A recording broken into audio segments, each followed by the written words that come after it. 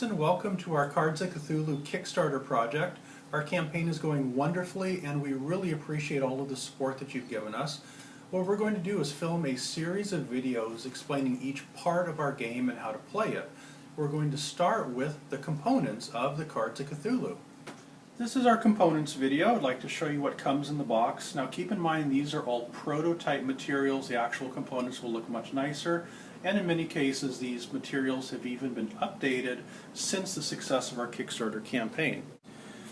The main component that you'll be using are the 4-player boards that are located on the board, and these will be mounted boards because of your excellent funding. The first is the yellow board, which is the Cult of Shognar-Fawn. The second is the red board, which is the Cult of Arwasa. The third is the Cthulhu board, which is green in color. And finally we have Yogg-Sothoth, which is the blue boards.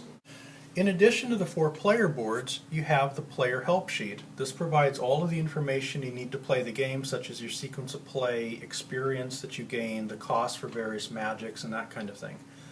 In addition to that, one of the things that we've added because of the Kickstarter funding are going to be metal tokens. Now these are just plastic, of course, but when we're done they will be metal tokens with Cthulhu symbols on them. In addition to that, you will have 7 dice.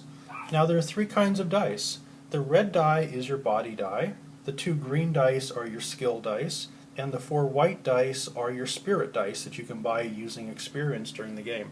And of course these will be custom Cthulhu dice like you've seen on our Kickstarter campaign. A main component of the game is the cult deck. Contained in the cult deck are the minions that you're going to be battling during the game. This one belongs to the Arwasa cult, so it would be placed here on the Arwasa board. This one belongs to the Shognar-Fawn cult, so again we place it in the same area. This one belongs to the Yogg-Sothoth cult. And finally this one belongs to the Cthulhu cult. In addition to the minor minions that you're going to be fighting, there are also horrors. This particular one is a minor horror, and it belongs to Shognar-Fawn, so it gets placed in the minor horror box. This one is a major horror, which is even more powerful. It belongs to the Cthulhu cult.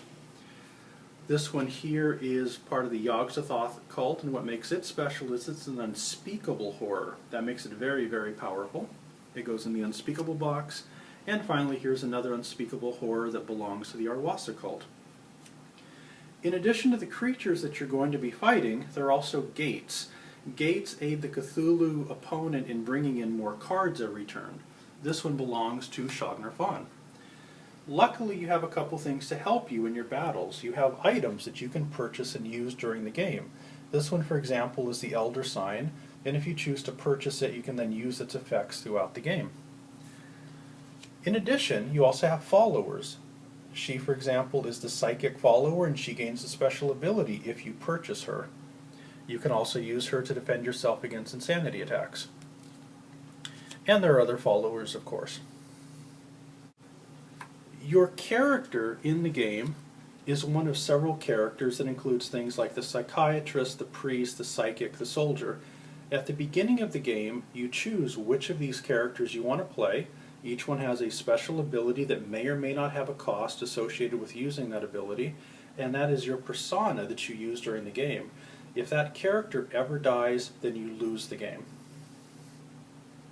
Thank you very much for watching the components video. The next video that we will be shooting is how to set up for a game. Thank you very much.